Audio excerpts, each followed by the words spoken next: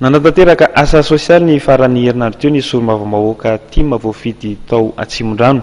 Nitraboina teny Ampanefy Atsimondrano araka izany no notsidihany ireo solombavambahoaka voafidy tany an-toerana.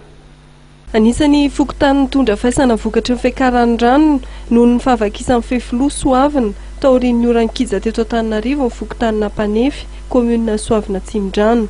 Tao tanatin'ny herinandro maromaro izay dia tozary mitoka-monina neto.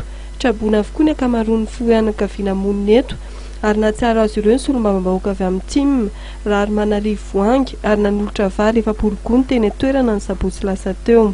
Tonga aty zany izay mba solombavambahoaka anay nisy fotoana efa nandalo tety izahay solombavambahoaka maromaro avy amin'ny provinsy-na Vanomana nijery ny zava-misy tety toerana zany dia efa noentina tany amin'ny ministera tompon'andraikitra ny manjohy aty Ampanefy satria raha tonga be teto dia tao Soavina tonga teo Soavina ny tompon'andraikitra fa tsy tonga ny masom-boly satria izay no tena ilaina ety ambanivohitra aty ka dia manome tompony tenanay fa dia tsy maintsy ho avy ny masom-boly izay ho an'ireto hatreto dia mbola tsy miverina amin'ny laony ny fiainam-ponina eny Ampanefy Soavina distrikana Atsimondrano.